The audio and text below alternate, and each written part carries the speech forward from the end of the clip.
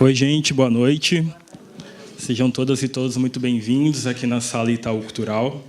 Bom, hoje nós estamos abrindo Diálogos Ausentes de Música. Desde abril de 2016, o Diálogos passeou pelas essas áreas de expressões, né, daqui do Instituto. E hoje nós convidamos Tigana Santana para mediar junto com a Diane Lima esse bate-papo aqui para vocês. Agora a gente vai assistir o vídeo institucional do Diálogos. Boa noite. Que bom que a casa está cheia hoje. A gente começando um ciclo, mais um ciclo de Diálogos Ausentes. E, infelizmente, o nosso último do ano também, começando hoje com música. Eu acho que é um momento muito especial estar aqui hoje com o Tigana para a gente pensar de onde a gente veio, para onde a gente vai, o que a gente está fazendo aqui. Sobretudo no momento que a gente... Eu não sei como vocês estão, mas eu acho vindo de uma semana com tantos baques. Em nome da ordem, em nome do progresso, e de um progresso que insiste sempre em fazer com que a gente se esqueça de onde a gente veio. E eu acho que a presença de Tigana aqui hoje faz com que a gente, através da música, receba uma outra mensagem que nos conecte, de fato, com outras possibilidades de existir e traga muito do que a gente acredita e muito do que a gente desenvolveu enquanto gente, enquanto povo e nação brasileira. Então, é uma honra ter o Tigana aqui. O Tigana nasceu em Salvador, é graduado em filosofia, é compositor, cantor e violinista. Em seu álbum Massalê, de 2009, foi o primeiro registro fonográfico brasileiro de composições autorais em línguas africanas.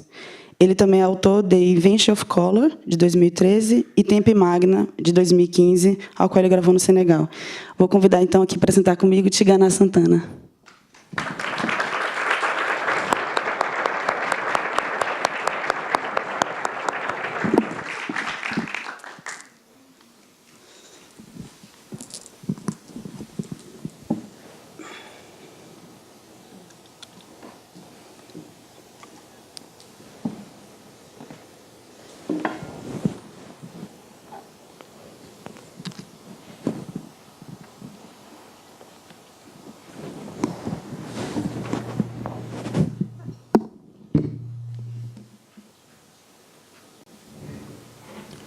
Inkingo kwantangu mumesuetu tatelemba lukulo alambanzamietu gangambanda munzilyankongo moyokena no Congo, kwa kumpemba mamelemba de akanda kumbanda zilhambazetu.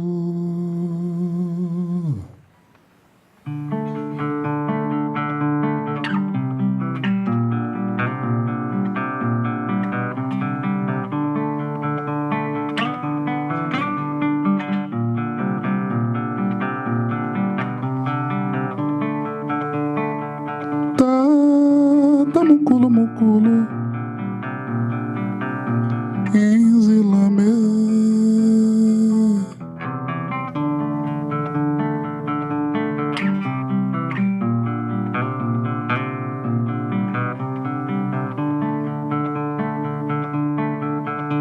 Konakala ye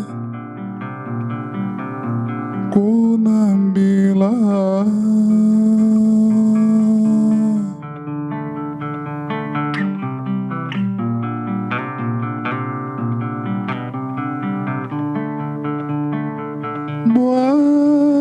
Zona Matondo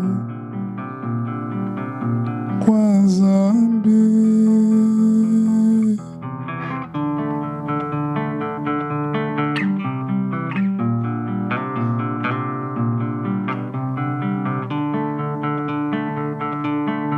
Impimpambote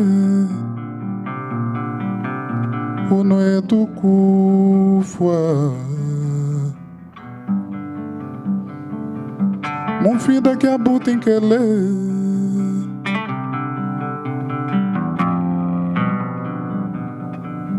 Uno se colanguina Kunam vutu que hace que ancacá que alumbo lumbo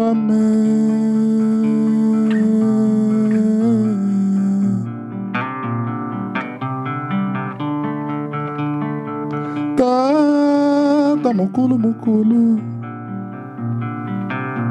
Enzilame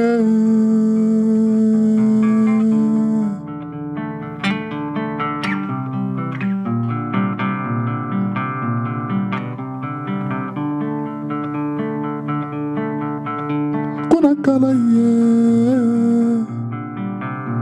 Kunambila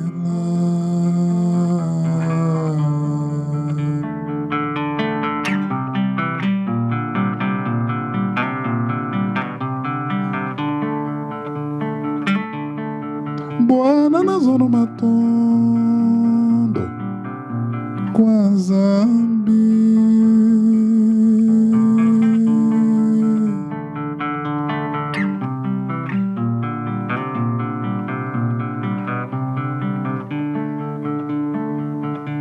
Impipambote quando é tucuva Monfida que abuta em querer.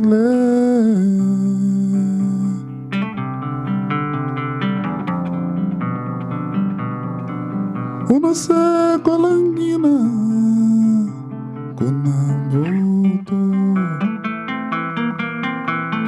que hace que ancacá que alumbo Lumbo amé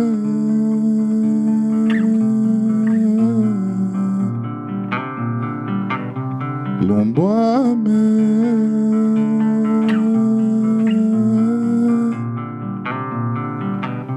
Lumbo amé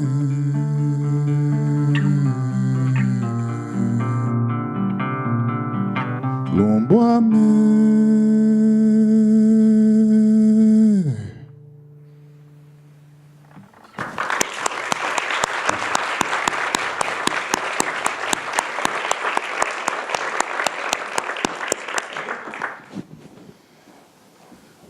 Boa noite.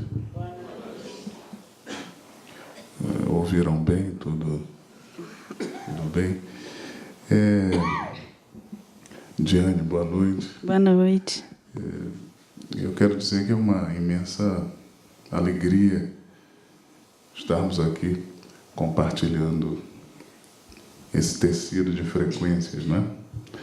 E eu quero agradecer imenso a você, a equipe do Itaú Cultural e desse programa em específico também, Diálogos Ausentes, a todas e todos que aqui estão.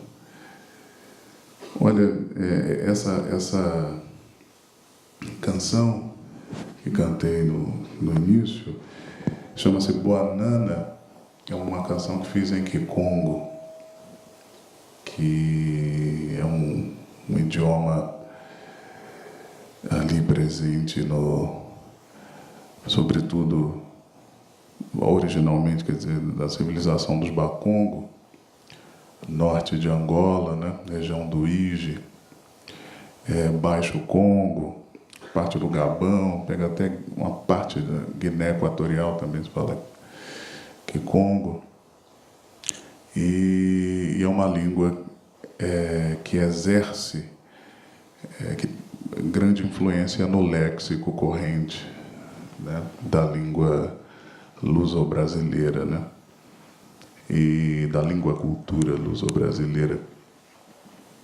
E a gente fala uma infinidade de palavras que têm origem no Kikongo, no Kimbundo, no Umbundo, né, e sem muitas vezes se dar conta. Enfim, enfim, a gente não fala Benjamim, o filho mais novo, né, como diz a tradição judaico-cristã, como se fala em francês, Benjamin, como se fala em espanhol, Benjamin, como se fala em português de Portugal, Benjamin, é o filho mais novo. A gente fala caçula, né, no Brasil inteiro, né, por conta dessa influência de línguas africanas, banto, sobretudo. E essa canção, em específico, fala de ancestralidade, né? Porque para muitas civilizações no continente africano, não só, mas no caso aqui estou me referindo a algumas delas, a anterioridade não é um pretérito que se encerra em algo que passou e se acabou. A anterioridade é algo que se faz presente, né? Não é à toa que entre os Bantu, a códia, que é a espiral, simboliza como a gente vive a história e simboliza, portanto, as temporalidades, né? E também é uma figuração de como os Bantu viam há milhares de anos atrás, o que se entenderia hoje por universo, desenho do céu, galáxia, né? Que é esse formato espiralizado da Via Láctea, que é uma comprovação da astrofísica de agora, né? Porque ali a origem, a espiral, porque a origem está sempre no centro, numa espiral. Ou seja, ela não é alguma coisa como uma semi-reta darwinista, positivista, né? Que começa num ponto e, de repente, prossegue, entre aspas, evolui. Porque quando se chega num determinado estágio, já não se sabe o que se passou. Não é? É por isso que no Ocidente, o envelhecimento, o adoecimento e a morte, né, são vetores de força tão complexificados, né, complicados, enfim. E porque a ideia de atraso ela é sempre posta no lugar pejorativo, né? Posta no lugar pejorativo, extremamente. E é isso. Então, porque se a gente fala dessa presença da pessoa negra aqui nesse diálogos ausentes, né, nesse diálogo presente, a gente tem que falar de anterioridade, desse presente e devir negros, e pensar no que seja essa negritude, não é? Hoje uma palavra que se fala relativamente a miúde, mas, quer dizer, é importante pensar nessa negritude. É-se negra ou negro, porque há um fio de anterioridade, né? E essa negritude aí, pensada, sintetizada por Césaire, Léon Damas, Léopold Sédar Senghor, né? Esse trio importantíssimo que traz à baila a palavra negritude da literatura, né? Afinal, 3 poetas, né? 3 artistas, portanto, negritude como termo surge num contexto poético, ultrapassa tudo isso e, quer dizer, a negritude, segundo Césaire, não é nem biológica, não é nem metafísica, não, né? É um posicionamento de um ser histórico na história, não é? Então, é importante a gente falar disso, porque daí as coisas se seguem, né? Eu queria dizer que falo de um lugar, quer dizer, como homem negro, aquilo que no Ocidente se chama de artista, não é? E alguém ligado à pesquisa. Mas a minha temática de pesquisa não é música, não é? Música eu vivencio. Acho que, talvez por essa razão, que tenha sido, mais sob esse ponto de vista, eu tenha sido convidado para estar aqui hoje, do que como um pesquisador que vai pesquisar sobre o seu bem maior, sim, que é música, que, enfim, não é esse o caso. Eu pesquiso sobre sentenças proverbiais dos Bantu, né? Eu faço um doutoramento na USP a esse respeito, que aprovou as cotas agora, não é? Tardiamente, junto com a abolição da escravatura no Brasil, das Américas, né? Aliás, os conceitos também são os mesmos. Mas, enfim, eu falo desse lugar, muito mais de alguém que vivencia e, portanto, podemos fazer aqui essa noite alguns comentários e acho que, assim, seria, de fato, muito importante, acho que a Ediane concorda, se todos e todas interviessem, não é? Porque é um diálogo, né? Fala-se tanto, mas os diálogos estão tão ausentes, né? Então nada de ficar com vergonha da gente aqui. Pode pegar o microfone e fazer pergunta. Timidez por timidez começa pela minha, né? E termina na minha. Quando você falou sobre esse lugar do artista, né? Essa produção do que se considera um artista do ponto de vista ocidental. O Tigana, a gente estava conversando antes, ele falando a diferença desse posicionamento desse artista com as manifestações autóctones que a gente tem no Brasil e como isso se configura, né? Quais são as diferenças. Acho que seria legal a gente falar um pouco sobre isso. Bom, eu gosto sempre de fazer essa distinção entre aquilo que se chama de artista, não é?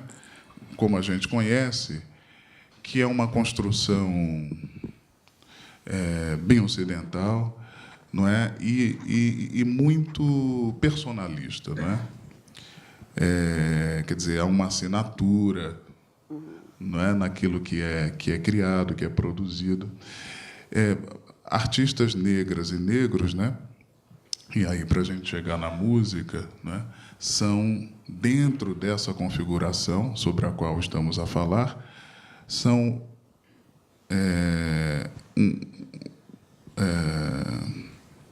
uma linha de força. E as manifestações tradicionais, populares, negras, são outra coisa.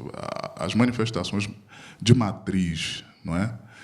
Então, chula, né, e seus afluentes e vertentes, né, o samba também, congada, zambiapunga, banguê, né, que é um gênero musical afro-paraense, afro-amazônico, resgatado agora bem por Dona Onete, né,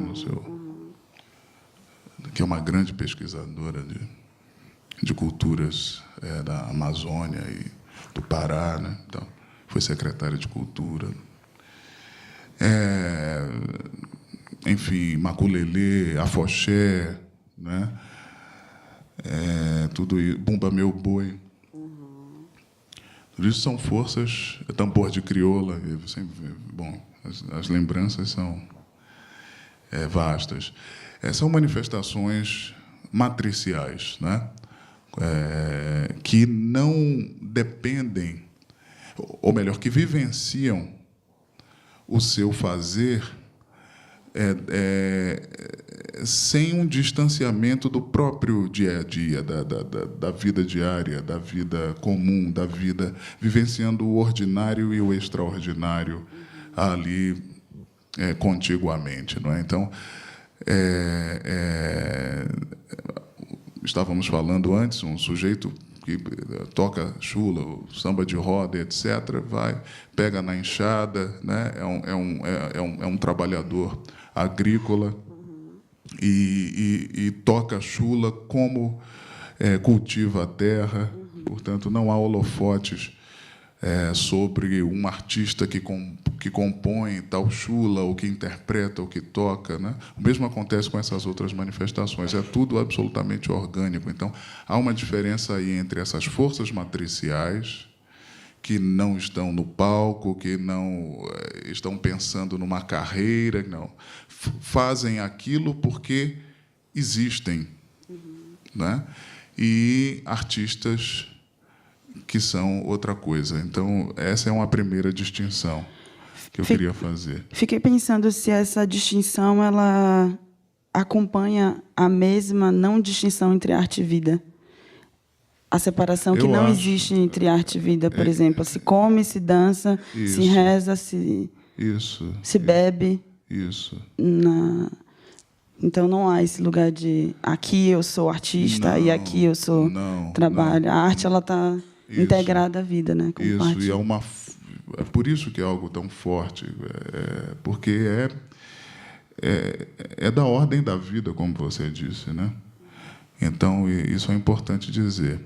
Uma outra coisa também que queria dizer, dentro da temática da representatividade, né, das pessoas negras na música, quer dizer, arte, música especificamente, seria bom que a gente também fizesse uma reflexão sobre como as pessoas negras são representadas, retratadas, né, nos conteúdos literomusicais e o que também muitas delas expõem como conteúdo, né?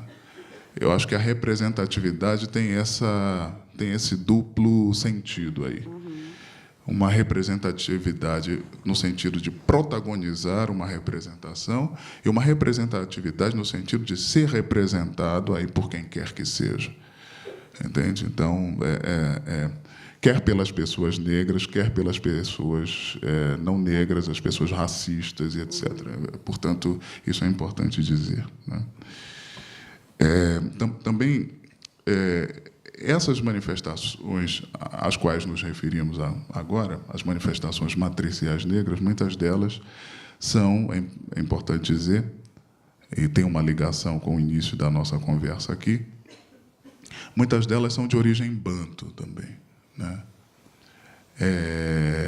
Então, há uma pesquisa do Casadi sobre a influência da música banto no Brasil, cuja tese de doutoramento foi sobre o assunto, aqui na USP também, né? Então, quem se interessar pela matéria, enfim. Não sei, você tem, enfim, e os artistas, não é? Os e as artistas são diversos.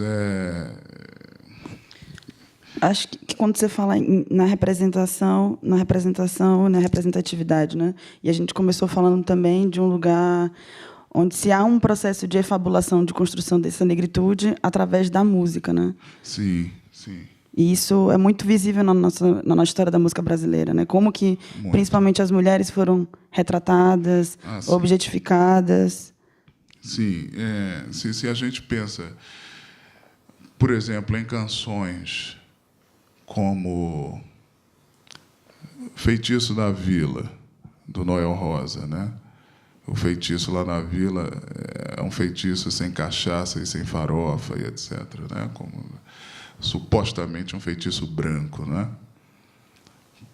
como se fosse, aí sim, um feitiço bom. Né? Se você pensa, sei lá, numa canção cujo nome era Mulata e foi composta pelos irmãos Valença, em Pernambuco. Essa canção foi roubada por Lamartine Babo e acho que fez o maior sucesso em 42, a partir de 42, como marchinha de carnaval, que é O Teu Cabelo Não Nega a Mulata. Ora, ele inclusive, pagou, depois comprovaram o roubo e a gravadora teve que pagar a indenização aos irmãos Valença, etc. Mas O Teu Cabelo Não Nega a Mulata é uma tragédia, não é?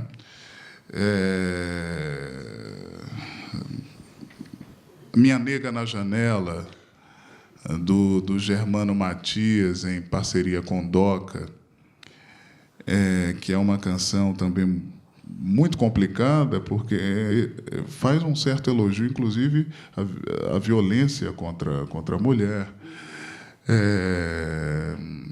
Infelizmente, tenho que ser honesto, o Gil, né, regravou essa canção, né, num disco chamado Cidade de Salvador, que é belíssimo, né, mas, na minha opinião, tem esse problema, né? Sim. Nega do Cabelo Duro. É do Luiz Caldas, não? Pois então, vou chegar nessa. Tem uma primeira Nega do Cabelo Duro, que é do Davi Nasser, em parceria com Rubens Soares, que é Qual é o Pente que te penteia, qual é o pente que te penteia, né, e tal. A Elis regravou, né? A Elis regravou junto com alguma versão para cantar Brasil, né, Brasil. E houve outras regravações também dessa canção. Se você pensa no Da Cor do Pecado, do Bororó, né, esse corpo moreno, porque se revela a maldade da raça, né? Esse cheiro de mato tem cheiro de fato, saudade, tristeza, essas coisas que estão. Enfim, até que se chega nessa Nega do Cabelo Duro, que tem o título também de Fricote, né? Sim, Fricote, que é a canção inaugural desse gênero que se chama Axé Music, né? Que por si só já garante um estudo, um tratado. Então, Luiz é conhecida mais como uma canção de Luiz Caldas, mas há um coautor que se chama Paulinho Camafeu, sim, Paulinho Camafeu, que é o mesmo autor da canção Que Bloco é Esse, né? O que eu quero saber é o mundo negro, né? Enfim, só que a Axé Music é uma coisa muito complicada, porque eu não gosto da Axé Music. Bom, nada melhor do que a gente ter liberdade, não é, para falar as coisas. Isso é absolutamente insubstituível. A gente está aqui, ninguém está vendo a gente, inclusive a gente não está sendo gravado ao vivo, ninguém está vendo. Então, eu não gosto disso como comportamento cultural industrial, né? O gênero musical não me agrada também, mas essa é uma questão de foro íntimo. Ok, não é essa a questão, mas há outros problemas aí. Veja bem, a canção que inaugura a Axé Music é essa, Fricote, Nega do Cabelo Duro, que não gosta de pentear quando passa... Essa canção é uma tragédia. Ela é racista, ela é misógina, não é? E muitas mulheres negras sofreram por conta dessa canção, né? Pelos seus cabelos, pelos seus corpos negros. Quem nunca, né, meninas? Quem nunca? Então, na escola, não é? Etc. Então, o coautor dessa canção, infelizmente, é um homem negro que não pensando, que é o Paulinho Camafeu, que pensando que a Axé Music não era racista, achou que iria oferir alguma coisa a partir disso, mas está no ostracismo, porque é a parte negra da Axé Music. A Axé Music é um gênero racista que não que jamais devolve às pessoas negras que se relacionam com o gênero qualquer coisa. Entende? Então, é algo numa cidade como Salvador, né? Uma cidade negra da diáspora. Uma canção inaugura esse gênero, cujo problema é o music, não é o axé, né? E aí, de repente, tem como zênite, como auge, o momento em que uma mulher branca de classe média diz que a cor dessa cidade é ela, o canto dessa cidade é dela. Isso... Então, tem alguma coisa muito errada nisso. E há um propósito. Aliás, não à toa, as cantoras que representam a Axé Music são todas cantoras brancas, entende? Cláudia Leite, Ivete Sangalo, Daniela Mercury, etc. As cantoras negras todas sumiram. Margareth Menezes teve assim, momentos de ficar um pouco mais para fora, né, dessa história toda, depois voltou, né, com a sua força, mas é a única. Mesmo assim, sem uma certa linearidade nessa carreira. Você falou no Axé Music e saiu a oportunidade de tratando exatamente do Axé Music. Vou só te dar o microfone aqui, porque a gente está ao vivo e o pessoal de casa quer fazer uma intervenção bem rápida. Você falou no Axé Music, eu lembrei do documentário, eu não lembro do nome do diretor agora, que trata exatamente da Axé Music. E o tema menos debatido é exatamente a questão do racismo e essa análise das letras, né, que você está fazendo, né, essa análise, como diria, mais sociológica, antropológica, né? E tal, crítica, é analisado mais pelo aspecto da indústria cultural. E a personagem que menos aparece no documentário, até onde eu lembro, porque eu assisti no cinema, é exatamente Margareth Menezes, que eu acho que é uma das precursoras do gênero e uma das vozes mais potentes, né? Sem qualquer dúvida, eu concordo com você. Mas obrigada. Muito obrigado. Essa não é o que eu quero dizer aqui, é que não se trata de algo fortuito.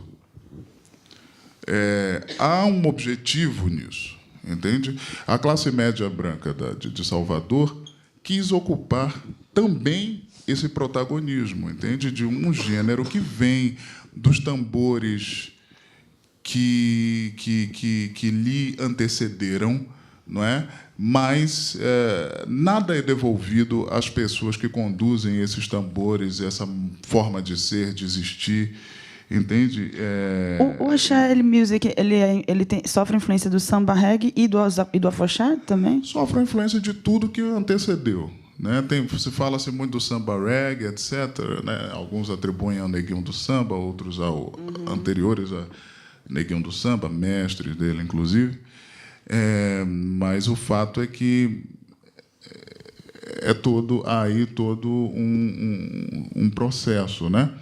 Para se chegar nisso que se chama de Axé Music, que é uma indústria... Quer dizer, o carnaval é uma indústria também muito complicada, cruel, em que as pessoas ficam ali, principalmente nesses blocos da Axé Music, né, propriamente, majoritariamente brancas, né? E ali nas cordas as pessoas negras, e depois nos camarotes mais privilegiados também as pessoas brancas de novo, e entre os camarotes e as pessoas das cordas, quer dizer, espaços, aliás, cada vez mais reduzidos, aquelas pessoas que estão pulando o carnaval, algumas vendendo água e cerveja, o que seja, vendo ali uma oportunidade para aumentar a sua renda, muitas vezes até ter alguma, e tem que pagar para a prefeitura de acordo com o tamanho do isopor, né? Quer dizer, de acordo com o espaço que ocupa, entendeu? Um espaço absolutamente como se diz, monopolizado, né? Monopolizado, capitaneado, sim, né? Sim. Entende? Então, eu acho realmente uma coisa em que se pensar, né? A gente não tem mais tempo de não entrar fundo nas coisas, nas situações, né? Não assumir determinadas posturas. Sim. Eu tive no Carnaval de Salvador esse ano, né? E eu comentei com os amigos que foi talvez a experiência, talvez a primeira e a última e mais potente experiência com multidão que eu tive na minha vida. E olha que eu sou do Carnaval a vida inteira ali, crescida e criada no meio da muvuca. Mas esse ano realmente foi algo muito diferente. Assim, existia esse processo agora de ter uma única marca, né, tomando conta do Carnaval, que na verdade é algo que já existe, e formou-se ao redor, além das, não tinha nos blocos que eram livres, não tinha corda, mas existia um cordão da escola fechando inteiro assim do lado.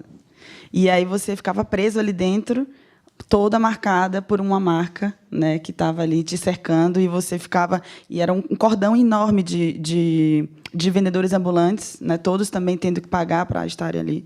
Mas foi uma experiência que eu questionei muito essa liberdade que está existindo dentro do Carnaval, essa independência, é de fato independência ou não é? Mas, enfim, voltando também para o que você estava falando sobre essas... Ao mesmo tempo que há esse movimento de criar os estereótipos, né, durante todo esse processo da música, a gente também começa a ver esse lugar de crítica, né, sobre o Carnaval, esse lugar de crítica sobre quais são, de fato, as contribuições que o Carnaval e a música, a Axé Music, têm deixado, mas também a presença de muitos outros artistas rompendo com esse ciclo de opressão, de tentativa de subalternizar a imagem e o lugar do negro. Sim. Sim, é verdade. Eu posso citar assim muitos artistas negras e negros, né, que são negros, ou seja, ainda não se está avaliando uma certa atitude que talvez se cobre ou não, né, dessas e desses artistas.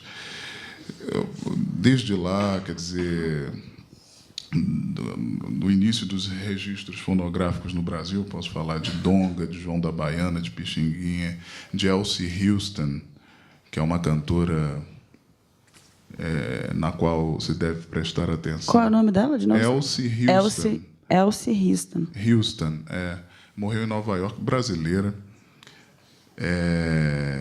E viveu em Paris, casou-se com um poeta surrealista e depois regressou ao Brasil e foi fazer uma vasta pesquisa sobre as músicas presentes nos terreiros de candomblé, nos centros de umbanda, etc. E depois isso, de fato, formou o repertório do seu trabalho. Suicidou-se em Nova York, né?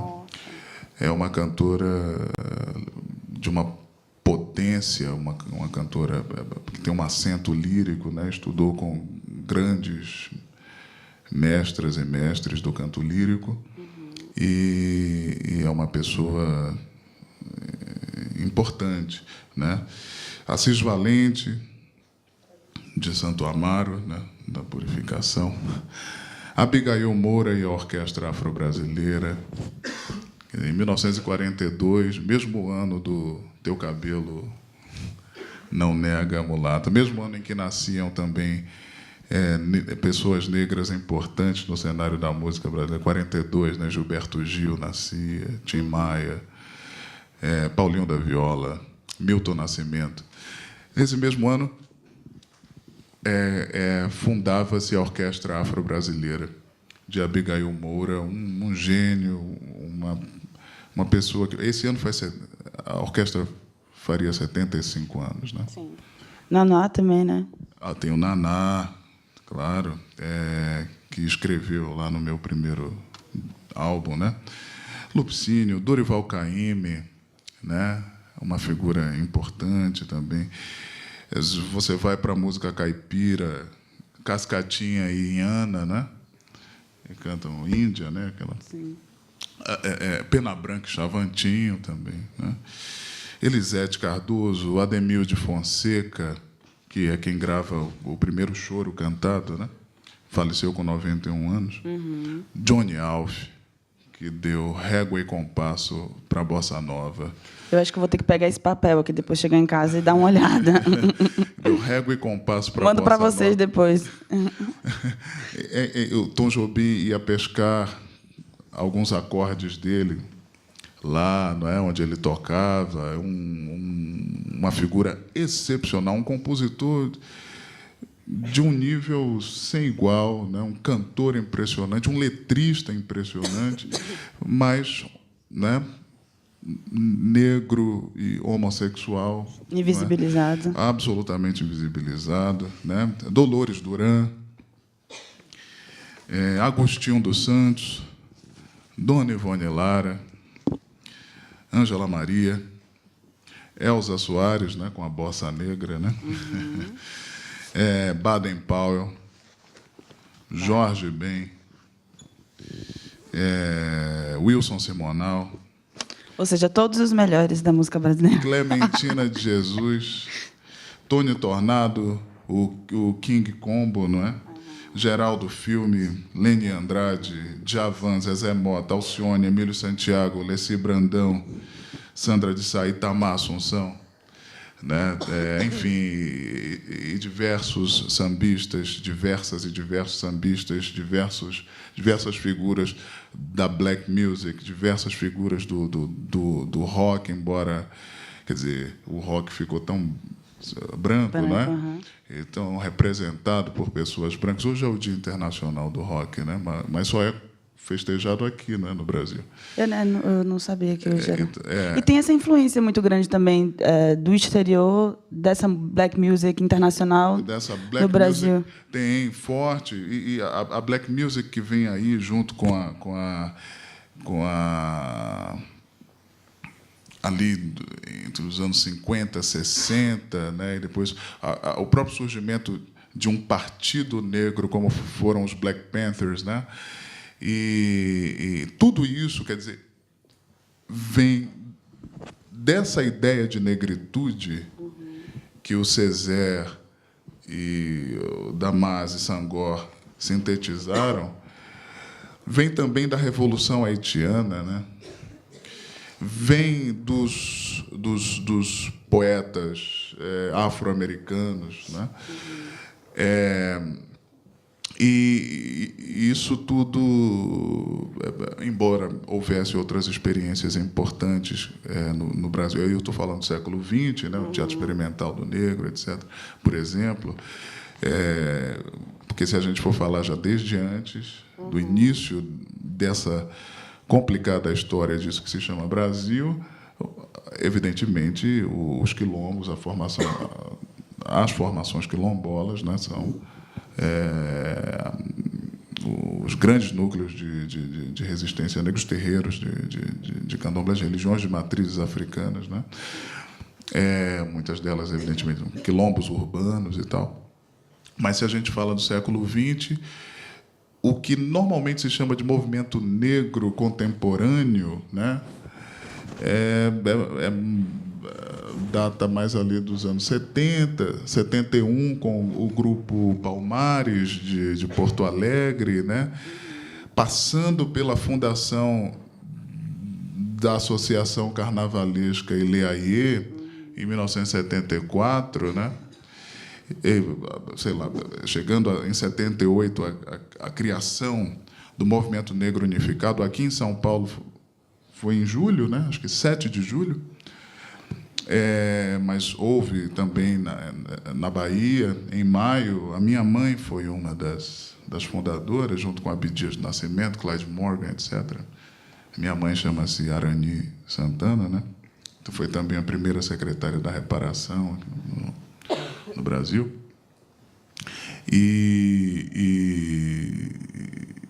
E aí, enfim, o Ileaie é um fenômeno fantástico.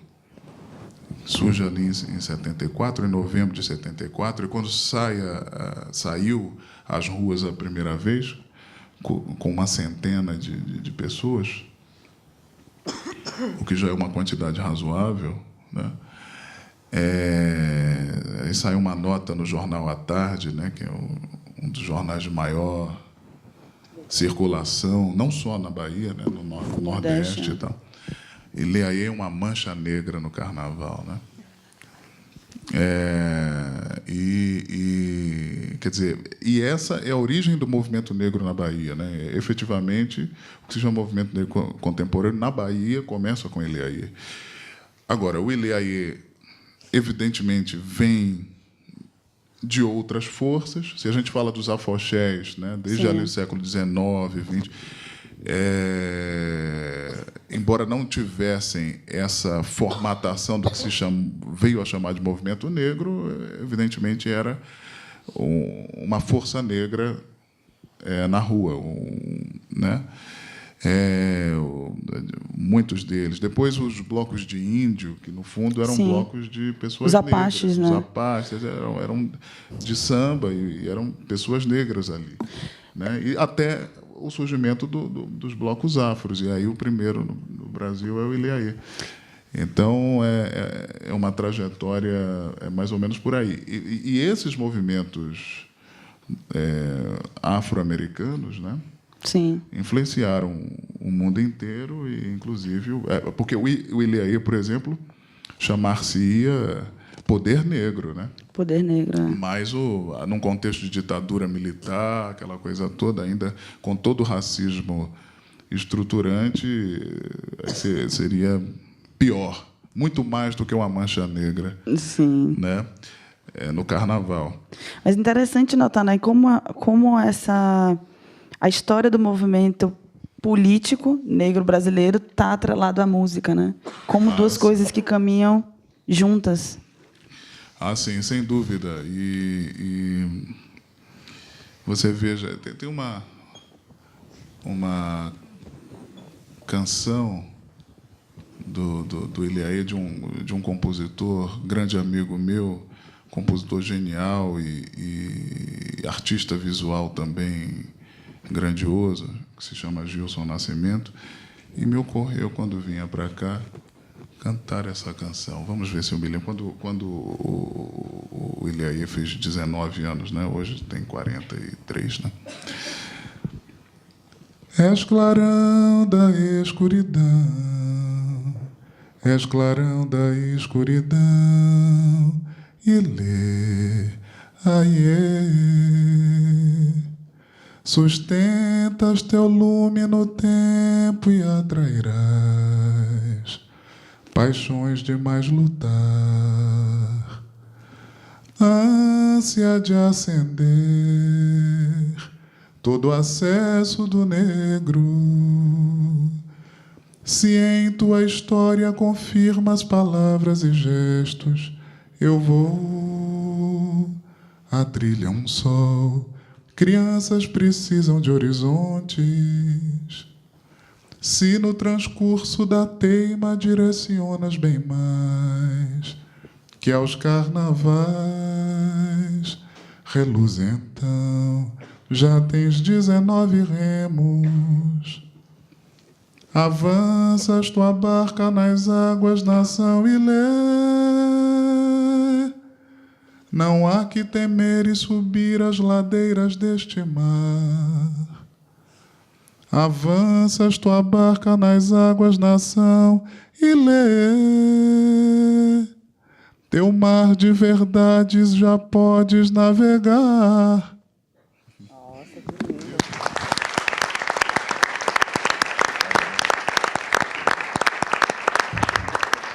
Acho que a gente tem uma pergunta ali, lindo demais.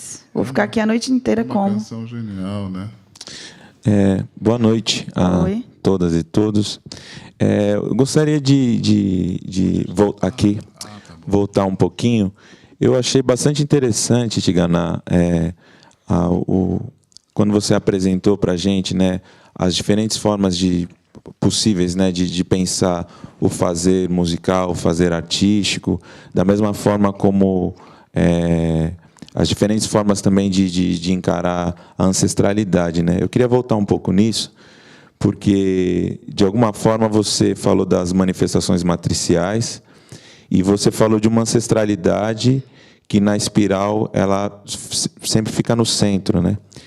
E aí, pensando, né, nessa coisa dos diálogos ausentes, eu fico pensando que a gente, enquanto negros, né, e negras, quando a gente pensa em indústria cultural, e aí pensando a indústria cultural, de repente, como uma área do trabalho, né, nós, enquanto pessoas negras, encontramos várias dificuldades de acessar esses lugares. E uma inquietação que eu tenho, eu falo isso como músico negro e, portanto, como artista também, que a nós negros é destinado com mais facilidade esses lugares dessas matrizes, né?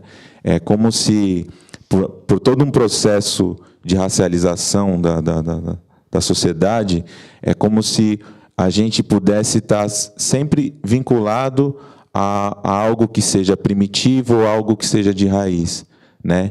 Então, para você fazer um samba, né, a indústria cultural pode se apropriar daquilo que a gente chamava de samba, definir o que é samba, definir o que é repertório, ressignificar o significado de pagode, e aí, para você dizer que você faz algo de qualidade, nós precisamos constantemente estar acessando esse lugar de raiz.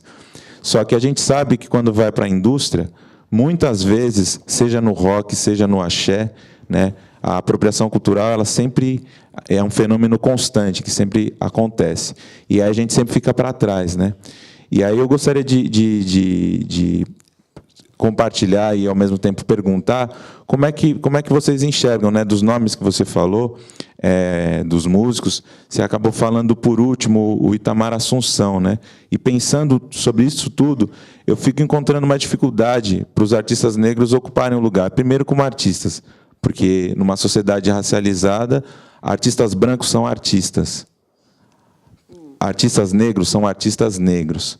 Se a gente for falar de artes negras, pessoas podem fazer artes negras, sejam elas brancas ou negras. Caribé, por exemplo, pode fazer arte negra. Então, assim, só que a gente, enquanto negro, a gente sempre vai ter esse hífen, né? Músico negro, artista negro. E aí eu vejo uma dificuldade de a gente acessar esses espaços do trabalho como artista e tal.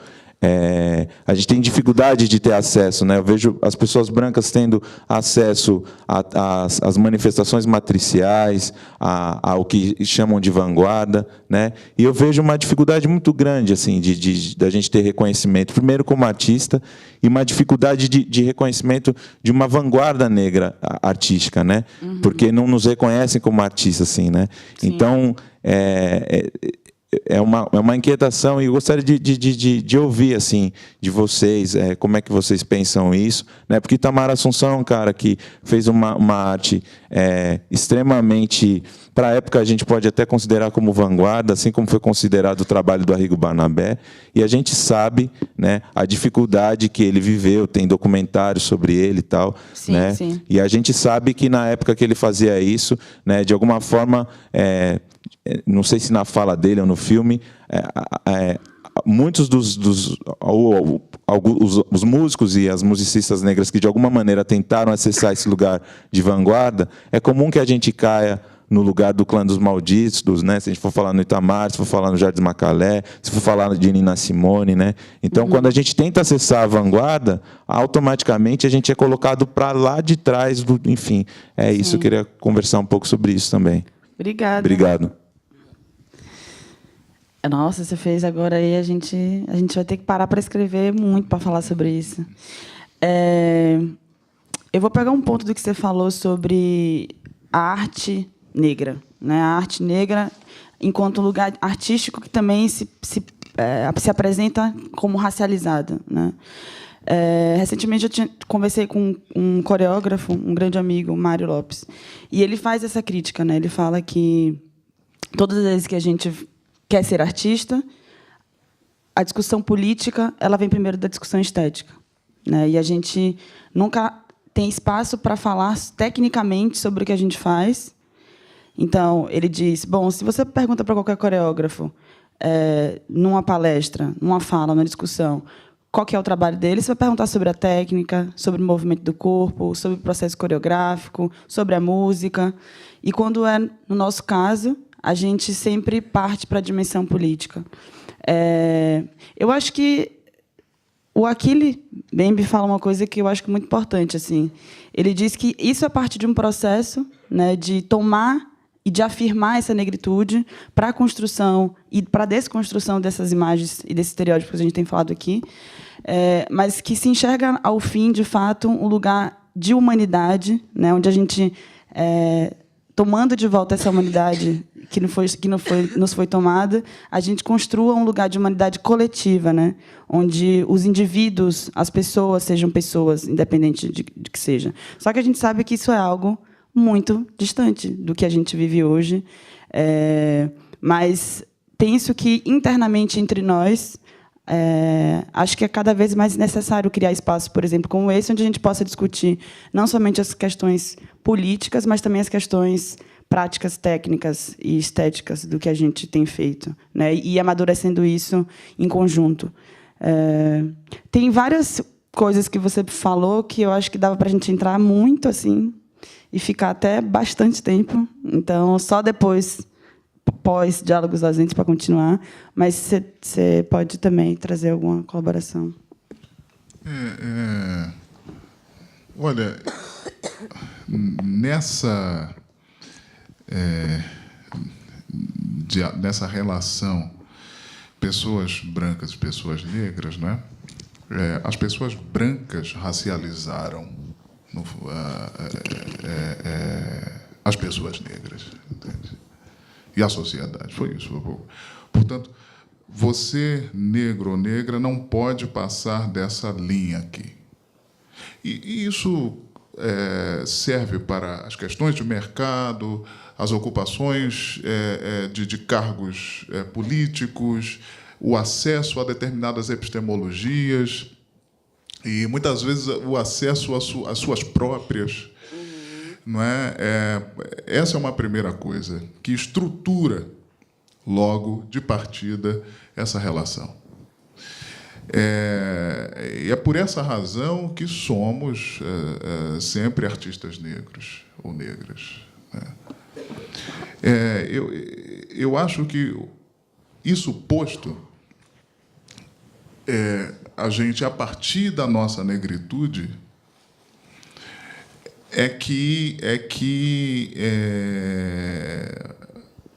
pode estabelecer determinadas conexões, determinados diálogos, pode agredir determinadas coisas, pode suplantar outras, pode propor, etc. Né? Então, veja, os afro-americanos compreendendo isso, porque ali a estrutura, quer dizer, do racismo nos Estados Unidos, né, traz uma luta franca.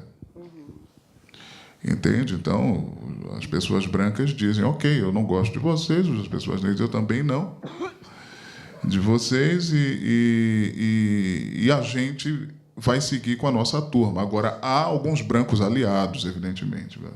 Claro. Eu sou homem, não posso sentir as mesmas questões que uma mulher, mas posso ser aliado. Devo ser aliado. Né? Diferente. Então, ali você encontra, naquela geografia ali estadunidense, né, gravadoras para artistas negros, e etc., etc., etc., e uma população negra que mobiliza um PIB equivalente ao PIB da população brasileira. Então, eu acho que a gente tem que encontrar algumas medidas práticas em torno disso. Isso não vem do Estado, não vem, porque o Estado é racista, entende? Não tem interesse em determinadas coisas e tem em outras. E é interessante que nós fiquemos nas regionalizações, porque isso justifica a diminuição ontológica das pessoas negras. Você ocupa esse espaço. E a diminuição existencial das pessoas negras. Você ocupa esse espaço, esse é o seu lugar. E aqui, no país da mistura, não imagina, né? É tudo maravilhoso, mas você... Até a página 2, né? Você não pode fazer determinadas coisas. Entende? Então, essa é uma realidade instaurada, e eu acho que, a partir dela, a gente tem que exercer essa negritude como particularidade no todo, né? Porque também muito cuidado com as perspectivas universalizantes, né? A gente se perde também nas concepções. A raça é humana, é uma só, e o genocídio acontecendo, entende? Muito cuidado, né? A gente tem que ter com isso. Ok, a raça é humana, é uma só, mas existe alguma coisa a partir do estabelecimento concreto de que existem raças, né? E, em nome disso, tem pessoas sendo exterminadas diariamente, né? Então, o que se fazer com isso, né? É também um ponto de uma assunção, uma manifestação dessa assunção de negritude, né? Os outros aspectos do criativo, do técnico, etc., né? A gente continua fazendo. E acho, quer dizer, se você pensa se você lembra de um pensador, de um cientista polímata, como Cheikh Anta Diop, não é, que de formação em linguística, química, matemática, etc., e que traz pela primeira vez, com todos os argumentos científicos possíveis, teses que destroem as perspectivas racistas, deterministas e possibilistas, né, vigentes até então, né? Primeiro negro especialista nas culturas do Egito, né? Um fenômeno, né? Um fenômeno, o Cheikh Anta Diop. E ali, ao lado do Cheikh Anta Diop, se você pensa na contribuição do grande pensador, talvez o maior, do século XX, sobre descolonização, que é o Frantz Fanon, psicanalista, né? Então, essas figuras, através das suas, como eu diria, dos seus eixos de negritude, no fundo, propuseram reflexões, teorias, práticas, né, para todas as pessoas. Então, acho que, no fundo, a partir desse nosso eixo de negritude, como, na prática, a gente pode dialogar com as alteridades, né? Entende? Sim. Então, isso quer dizer, a indústria musical... O mercado é excludente, racista. Aqui, inclusive, né, o vovô, o presidente do ILE, diz sempre que aqui o capitalismo, antes de ser capitalismo, ele é racista, né? Sim. Ele é produzido Escolhe por, né? de onde vem não importa se você, né, auferiu determinadas coisas, comprou outras, você é uma pessoa negra, entende? Em qualquer lugar. E o que se faz a partir disso, né? Boa noite. Eu tentei ficar quietinha, mas várias coisas que vocês disseram foi aqui botando o ponto em ebulição, e eu falei, eu preciso perguntar para o meu amigo Tigana. Tigana, você começou falando sobre as manifestações orgânicas, né, mais tradicionais, que une o ordinário e o extraordinário. E aí eu já comecei a pensar que nessa fase que a gente está vivendo de capitalismo tão brutalizado, onde vai ser o lugar dessas tradições e se exatamente por elas não estarem nesses centros urbanos como São Paulo, Rio e até Salvador, se isso não é o ponto de existência para elas, né, para essas manifestações que já estiveram presentes nos grandes centros, quando a gente pensa de em escola de samba, por exemplo, que teve a sua raiz mais ligada nos movimentos surgiram de casas de candomblé. E eu fico pensando se elas vão conseguir, você que viaja muito mais, sobreviver nesse ponto que a gente está chegando, né, de universalização e interligação entre todos, se esse é o caminho, se elas vão conseguir existir ou se elas vão acabar sucumbindo a essa ótica de mercado tão violenta. E, ao mesmo tempo, quando você falou do Ilê, né, eu lembro que o ano da minha pesquisa de campo, 2002, foi exatamente o ano que a Daniela Mercury foi convidada para cantar. E, naquela época, eu não consegui entender aquilo. Foi uma coisa que me causou uma certa angústia de ver um bloco negro tendo uma cantora branca como convidada, né? E hoje é um pouco mais tranquilo, mas também sempre fica essa questão que você colocou, né? De esse questionamento, né? Esse porquê, né? E aí eu fico sempre pensando se isso não é a estratégia de sobrevivência,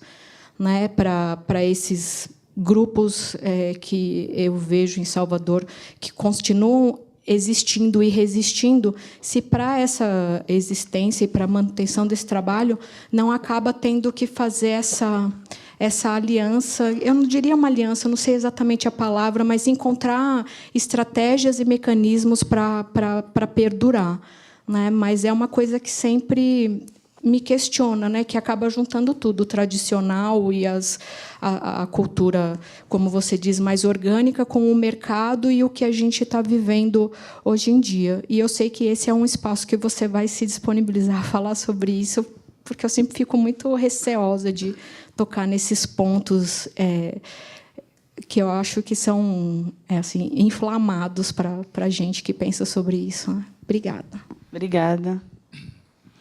Rita. Jogue duro. Bom, olha, quanto à sua primeira questão, não se sabe, né, efetivamente o que vai acontecer. A gente sabe que as manifestações todas, tudo que está sob a forma de uma concepção humana é dinâmico, né? Então, passa pelas coisas, as linguagens, dialoga com outras, porque eu também temo, às vezes, uma certa tendência que possa ter o estudo sociológico, alguns estudos que possam ter também antropológicos e tal, de engessar determinadas manifestações culturais. Quando você diz, olha, essa manifestação é isso, pronto, não pode ser outra coisa, né? Eu tenho uma fonte que, sabe, de lá, orgânica, que me informa sobre isso, e eu falo de um lugar, de alguém, de um estudioso que, de fato, compreende aquela estrutura, não é? Mas, no fundo, as coisas todas se dinamizam, não é? Com um contexto globalizado, não porque, até porque as permutas, as trocas, as contaminações, né, sempre existiram. Das experiências humanas, né? Então, algumas coisas se transformam muito, outras permanecem, outras se transformam um pouco. Enfim, eu acho que isso faz parte do modus vivendi humano. Portanto, também não se sabe o que o que vai acontecer, né?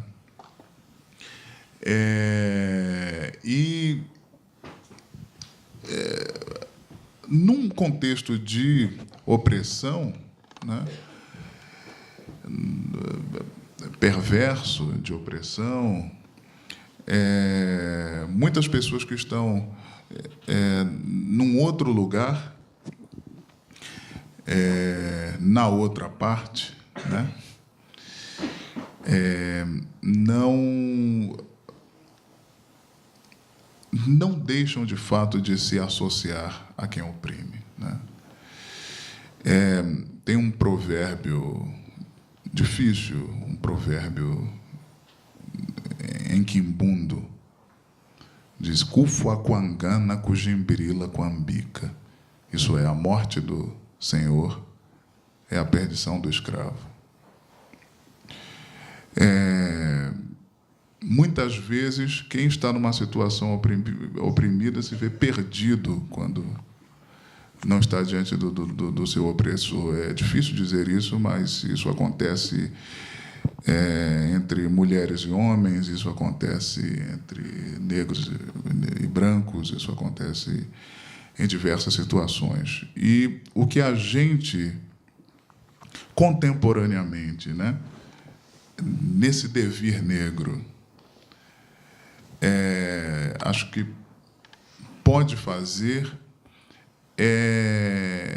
de fato, seguir o nosso caminho, a partir da nossa negritude, se distanciar cada vez mais de outras ontologias que nos autorizam ou não a existir.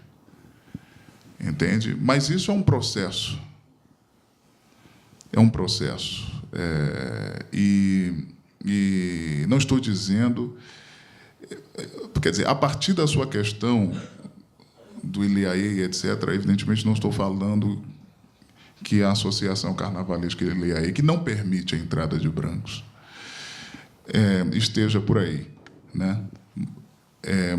Mas a sua questão me deslocou, na verdade, para essa situação premente. E então essas associações se fazem na indústria, muitas vezes uma questão de mercado que está aí estabelecido, e quem exerce a hegemonia, esse mercado tem cor. Quem exerce a hegemonia no mercado são determinadas figuras, né? E aí, muitas vezes, essas associações acontecem para que, num outro momento, né, aquela ou aquele artista, aquela ou a agremiação venha a oferir outros saltos dentro desse mercado cruel, né? Então, acho que tem muito mais a ver com isso. Só que a sua questão me levou a dizer aqui sobre esse ponto sobre o qual a gente tem que pensar e acho que é tempo de desfazer e de não assimilar determinadas coisas que vêm de um lugar de opressão. Entende? E aí eu acho que isso tem muito a ver com esse presente e devir negros, né? No fundo, quer dizer, quando a gente fala de algo que é originário, mas que não é pretérito, né? É o resgate de determinadas linhas de força que nos permitem, entende? Seguir. E pensar a nanotecnologia, entende? E pensar a neurociência, e pensar os diversos aspectos da criação, e pensar as comunicações, né? E pensar os comportamentos humanos, os meios biótico e abiótico, pensar as linguagens, né? Mas a partir de uma força propulsora negra, não essencialmente negra, porque não se essencializam negritudes e branquitudes, né? Não é isso. É, de novo, um vetor que nos situa na história e ancestral, já que estava cantando aquela canção Tata Muculo, Muculo Inzilame, quer dizer, Tata Muculo, Senhor ancestral, Muculo Inzilame, ancestral caminho meu, Kunakala e Ekunambila, isso diz a canção Bonana que eu cantei inicialmente, Kunakala e Ekunambila, para ser e para cantar, ou anunciar, porque em Kikongo o verbo imbila pode ser cantar ou anunciar. Então, mas para fazer as diversas coisas, né? É a Revolução Haitiana acontecendo, prestando reverência e dando oferendas a Ogum, entende? Para vencer essa batalha, né? Portanto, eu acho que é isso, né? Colocar a origem no centro é isso. E Muculo, ancestral, em Kikongo, para os Bakongo, uma coisa é o morto, outra coisa é o ancestral. Primeiro que o processo de ancestralização acontece em vida. E segundo, que se torna um ancestral para os Bakongo quem fez história. Então, eu acho que é isso. É tempo de se fazer história.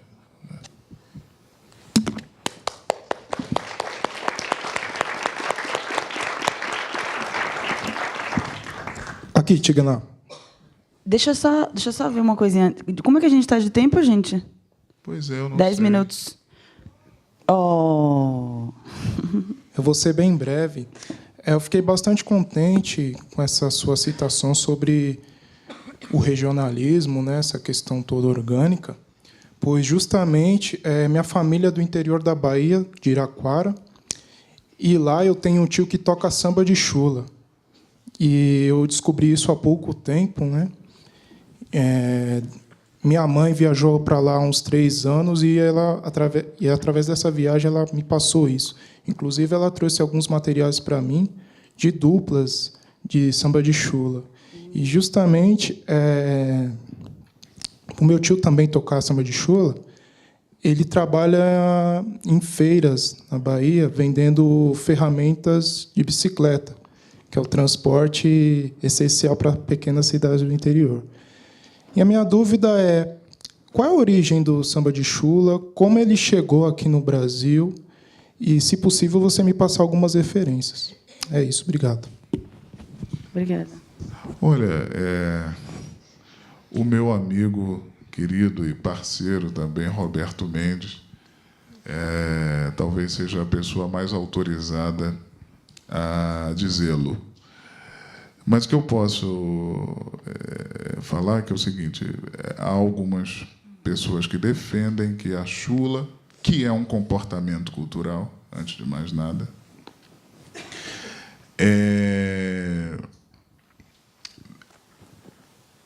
herda os acentos, não é, do Semba e Macemba, ali no interior de Angola, né?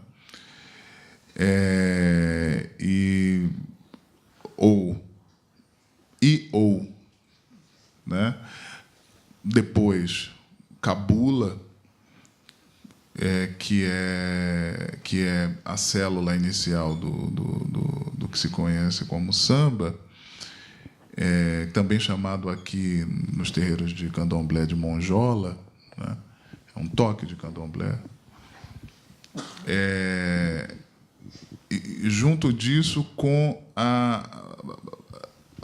junto disso, do tambor, com o acento de cabula, com a ligação do samba, do giro em torno do umbigo, daí vem o samba de roda também, a umbigada, etc. E da comunicação pelo umbigo, né? Vem a viola machete, não é? Provavelmente essa viola machete vem da Ilha da Madeira. E dentro dessa combinação aí vem a chula, que é um canto violado, percussão ferida, de percussão ferida. E normalmente com cânticos em torno da exaltação à mulher e tal, né? Aos momentos de a mulher sambar, aos momentos de ela ficar na roda, né? Os momentos de fala da viola e etc. Então, só que, evidentemente, eu estou falando dos aspectos musicais da chula, né? E aí, bom, a chula, o canto de xarel, e chula corrida, chula cortada, e etc. E também toda uma vivência que se tem ali no recôncavo da Bahia, de onde saíram as tias, né, para o Rio. Mais conhecida tia Seata, né?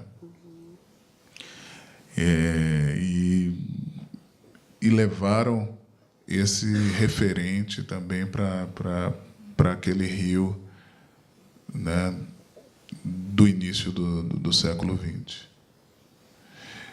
Em linhas gerais, né, muito gerais.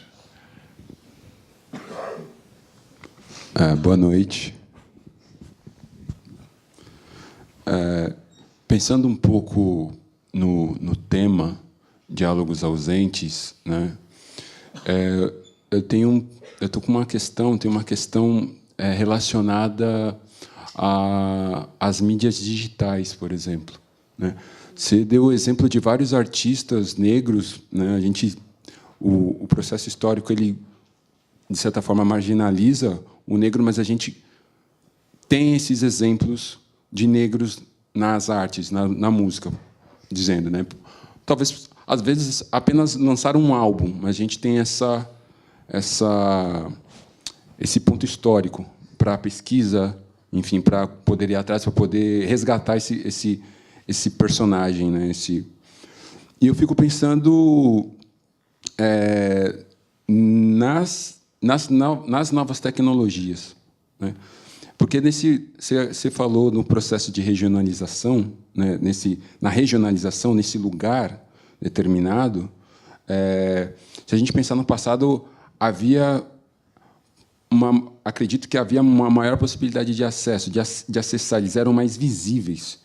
E hoje, a gente olhando essas mídias sociais e pensando o modo como elas, enfim, como o processo se dá, é de total alijamento, né? Então, a minha pergunta é: as mídias, essas novas tecnologias, pensando música, né, pensando em streaming, elas são possibilidades positivas? Pergunto isso porque quando a gente analisa, quando a gente, enfim, escuta músicas, a gente é lido nisso, né? Ou seja, a gente acaba se criando uma bolha. E eu fico pensando que dentro dessa bolha, principalmente desses novos artistas que não produzem álbum, artistas que só, enfim, produzem músicas para a rede, eu não enxergo pessoas negras com força, né? Então, eu fico me perguntando se, por exemplo, eu analiso o funk, né, que é bem recente, a gente olha os artistas, e se a gente olhar de 15 anos para cá, onde 15 anos atrás ainda se lançava álbuns, de certa forma, Hoje a gente vê um processo de embranquecimento do funk, né? E é isso, totalmente na rede, totalmente com vídeos, enfim, poucos com álbuns. Então eu pergunto se, principalmente o discurso da internet, né, que a internet ela seria um processo de independência, que os artistas poderiam, enfim, produzir, e se não é mais uma vez um novo apagamento, né, uma nova marginalização. Vamos ver se tem mais alguma pergunta, porque a gente encerra. Já, tá bom. Se tem mais alguma pergunta, porque a gente já encerra. Minha pergunta é o seguinte: você, num determinado ponto, comentou um pouco sobre um processo histórico dos artistas, mas relacionado à música, né?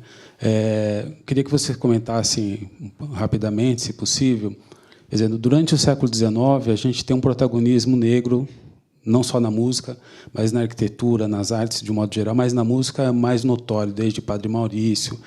E, depois da abolição da escravatura, esse protagonismo ele é cindido, ele é encerrado, né? A gente tem aqui em São Paulo, por exemplo, a Frente Negra nos anos 30, né, em que havia professores negros de latim, de francês, enfim, de uma série de coisas, de assuntos, e, obviamente, existia uma grande produção cultural, etc. e tal. Quando a gente vê agora o século XXI, né, 2017, e olha em retrospecto do século XIX para esse século XXI, a gente observa que houve uma diminuição muito vigorosa, não só da representação, mas da própria possibilidade do negro exercer atividades artísticas, inclusive na música, né, cujo, digamos, slogan do Brasil durante muito tempo foi exatamente uma tentativa de vincular o negro à música, além do futebol. Então, a minha pergunta você percebe que, na verdade, a partir do século XX, com a abolição da escravatura, né, no século anterior, o que há de fato, vai minguando as possibilidades artísticas para o negro na música. E, em relação ao que o colega disse aqui, fazendo um link, quer dizer, você conhece alguma experiência nas mídias digitais que representa alguma possibilidade de ganharmos novamente esse espaço que foi perdido? Vou pedir para... Obrigada, viu? Quantos mais temos? Vini, 1, 2, Pri... Não? Você saiu? Tá, vou pedir só para a gente... Quer responder as duas? Porque são longas, né? Tá. E daí, as próximas, a gente ajuda a tia Di numa pergunta mais curta, por causa do tempo. Só tem esse tempo agora? Isso. Olha a Diana ali me olhando ali, ó, com a cara que me ama. Todo mundo ali olhando com a cara que me ama. Pode perguntar, não é? Mas, enfim, e nos ensinar, né? Gosto muito das duas questões. Pois bem, essa é a prova cabal de que o racismo está nas estruturas. A mudança, né, dos meios vai tratando de respeitar esse projeto, que é um projeto racional, claro, né? Então, a gente já não tinha também... já não ocupava também certa centralidade com discos físicos ou não. A estrutura era diferente, né? Você tinha uma gravadora e física e as relações também entre mercado, público, obra, artista eram um tanto distintas. A gente vive uma transição, na verdade, né? A gente não sabe direito onde isso vai dar, né? O streaming, essa coisa toda. E, claro, que a apropriação dos novos meios aí está ainda nas mãos das partes hegemônicas, né? É sempre assim, né? uma questão econômica, né, com base numa estrutura racista, né, uma questão social com base numa estrutura racista, né? Então a gente ainda, a despeito de termos tantos artistas negros e negras de vanguarda, não é? É que colocar a figura do negro como alguém que preconiza, que vaticina alguma outra possibilidade de se colocar no mundo é um espaço que realmente não se deve dar, né, dentro dessa proposta, por essa razão que, entende? Ok, Itamar Assunção com a vanguarda paulista.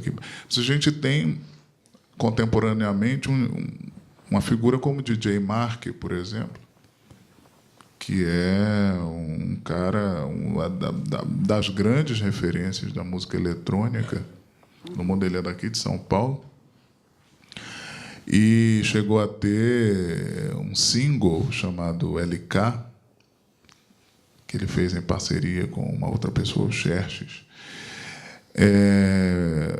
Mais conhecido, por exemplo, em grandes meios na Inglaterra, do que as canções do Tom Jobim, do que Garota de Ipanema, mais tocado, por exemplo, que Garota de Ipanema. DJ Mark faz música eletrônica, só que a aparelhagem de música eletrônica não está na mão das pessoas negras.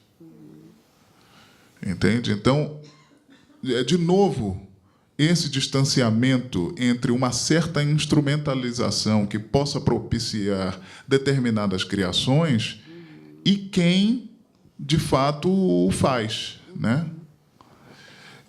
Eu acho que segue ainda essa dinâmica, né? É a mesma lógica, no fundo. Então, eu acho que quer dizer, acontece a abolição da escravatura, mas o projeto permanece, né?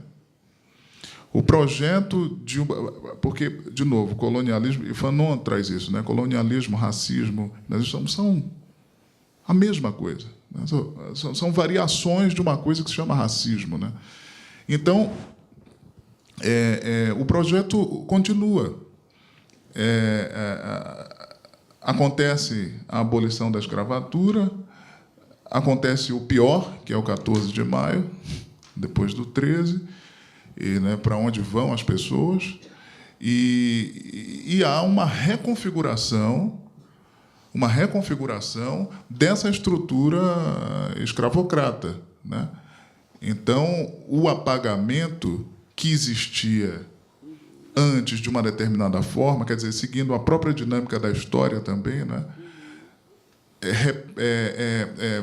é retomado num outro momento. Quer dizer, a Frente Negra, né, nos anos 30, vem como partido, né, e de repente, quer dizer, no período aí da Era Vargas,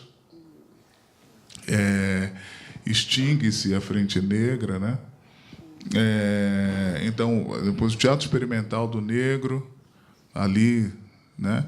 Também, logo depois, há parece haver um hiato, né? Depois vem, sei lá, quase 40 anos depois, a estruturação do movimento negro unificado, né? Aí depois um outro momento, também ditadura militar com outras nuances, e aí outras retomadas. Parece que é uma caminhada que vai se revestindo de supostamente roupas históricas novas, mas segue essa dinâmica, né, de um projeto excludente e de extermínio, né? Extermínio epistemológico, extermínio, né? E por aí vai. Por outro lado, há algumas outras pessoas que estão também se posicionando mais claramente, né? Acho que, em termos do que se chama de sociedade, que eu acho que até essa palavra cada vez mais questionável, né? Mas, enfim, até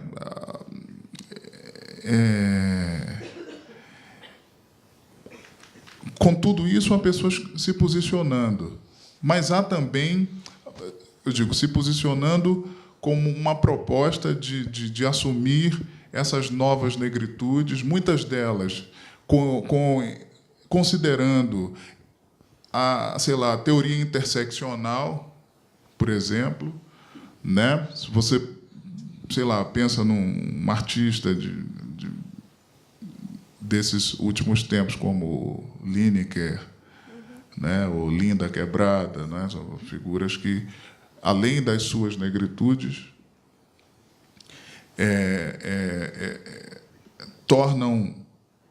fazem com que as outras afirmações, as outras possibilidades de ser estejam ali, junto, né?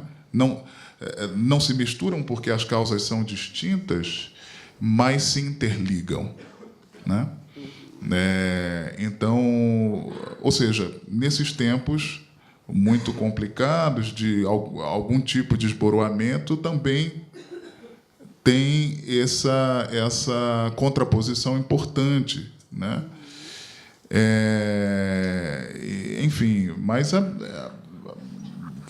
realmente, para nós, pessoas negras, a luta continua, né? Eu acho que é muito mais para nós e para os indígenas, né, do que para as pessoas brancas da esquerda. Entende? Porque, aliás, esse só sobrar, esse esboroamento do que se chama de um Brasil institucional é uma coisa que está acontecendo entre as pessoas brancas. Nós não estamos, nem nós nem os indígenas, não estamos representados entre aquelas pessoas.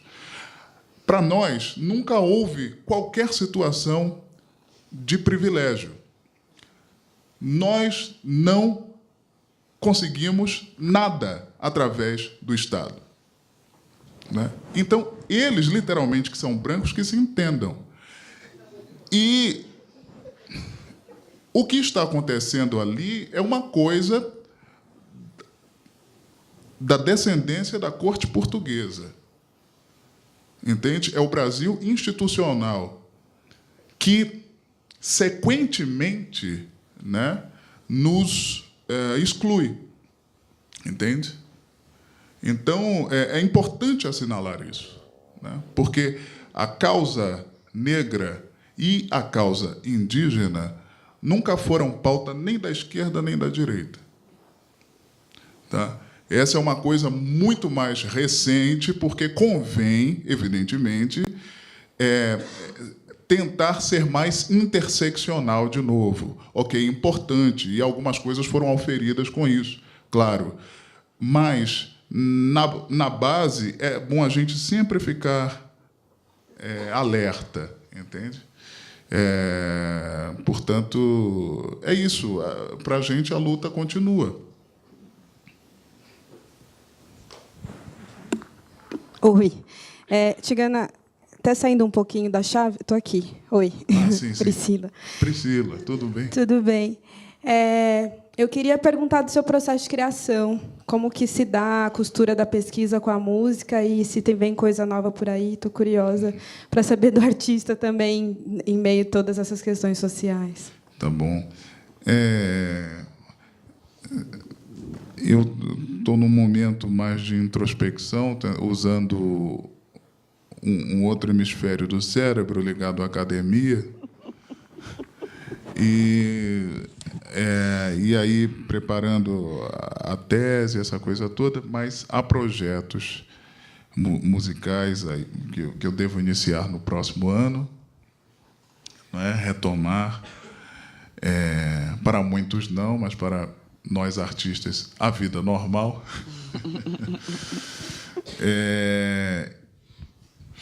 E o processo de criação é um mistério absoluto. Eu não sei falar nada sobre isso.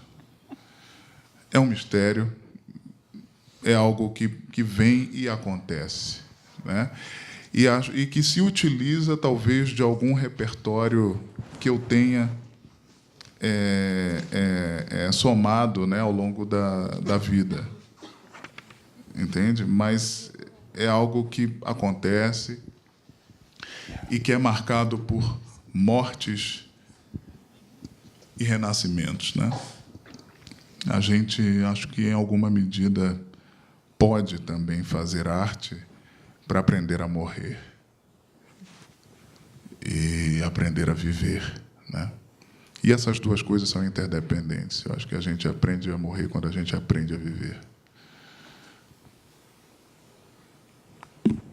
Nossa. Vou para casa agora. Eu não sei vocês, mas ó. Fim? Mais alguém? Nós podíamos falar sobre tantas coisas. Nossa, a gente podia ficar, mas... O hip-hop, sabe? Sim. A importância do hip-hop, entende? A importância de tudo que acontece nas periferias, sabe? E como o centro se apropria das manifestações das periferias. Sim. Para não explodir, porque sabe que se esgarça, sabe que o que está no centro não tem para onde ir. E o que está na periferia se expande, troca, faz osmose, né? Sim. Entende? Então, é importante dizer isso, né? E essa força que o hip-hop, que o rap, que tudo isso tem, né? Falou-se do funk, né? E de outras tendências que ele seguiu. Eu queria... Há um pesquisador, queria dizer só isso, que é um pesquisador chamado Robert Ferris Thompson, que é uma figura interessante, norte-americano, já está bem velhinho. E, segundo ele, funk, quer dizer, do contato dele com Fouquial, que é um pesquisador congolês que se radicou nos Estados Unidos, funk provavelmente vem de lufuque, né, que é uma palavra em Kikongo, né? Não só a gíria negra americana, né? Mas também de lufuque. O funk, como gíria ali, o odor forte, né? Tem a ver com lufuque, que é um odor forte do corpo, né? Como jazz também, né? Que provavelmente pode vir de jazz, que ali foi criolizado, né? Em New Orleans, o verbo dinza, em Kikongo, foi criolizado em New Orleans. Jazz é sêmen, né? Mas dinza é ejacular, né? E tantas coisas que a gente poderia começar a falar. Mas, enfim, eu quero agradecer imenso por tudo, por essa oportunidade de troca, de aprendizado. E, de repente, eu posso encerrar com alguma canção. E, antes disso, eu acho que vamos encerrar com a canção. Tá? Obrigada, gente. Boa noite por ter vindo. A gente fica com o Tiganá encerrando com a canção.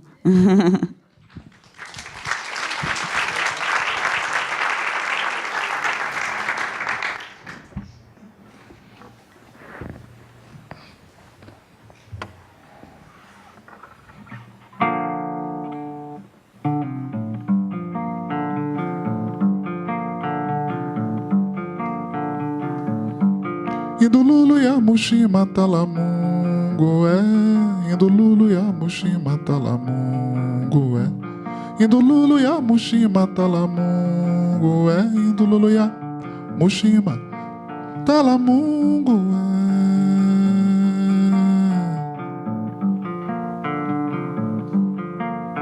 Izala mama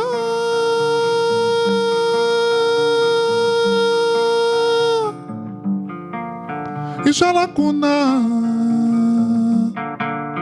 Nikujamona Kufugunuka Zambialabana muloloque palinguena kia.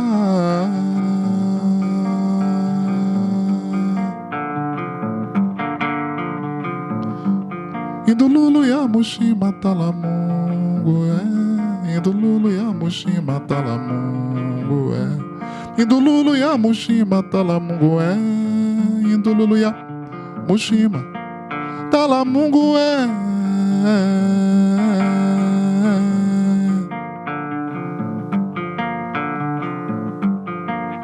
Exala, exala mamãe.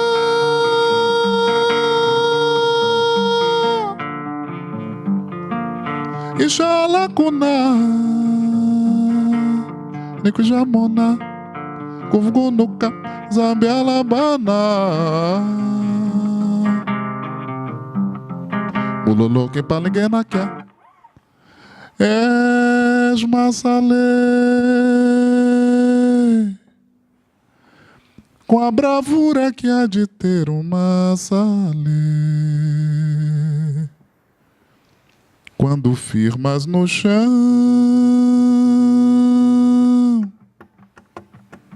mais que pés de negro,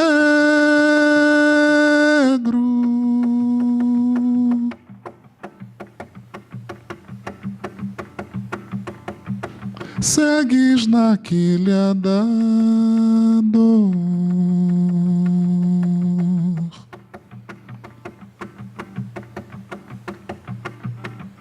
Mas não has de fenecer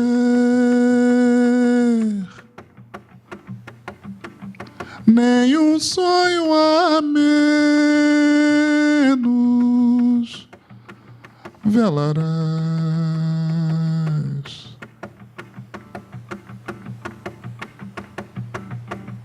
por um canto que has de ser.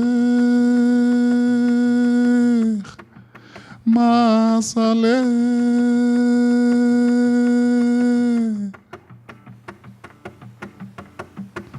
és Massalê,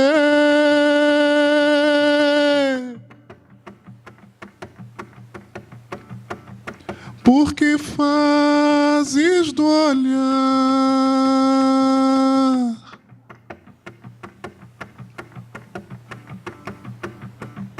um olhar por merecer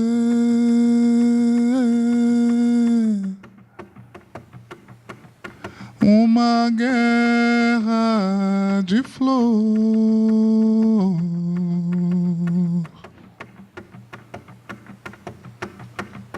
Uma flor de guerreiro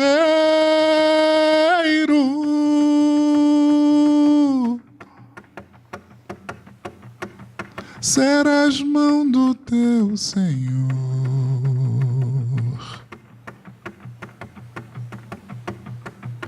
És teu próprio massapê. Vês,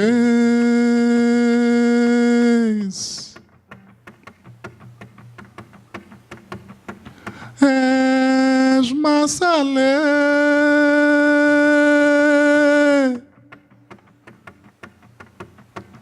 e não farás envelhecer,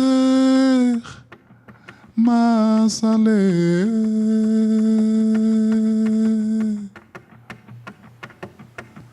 O que o teu nome diz,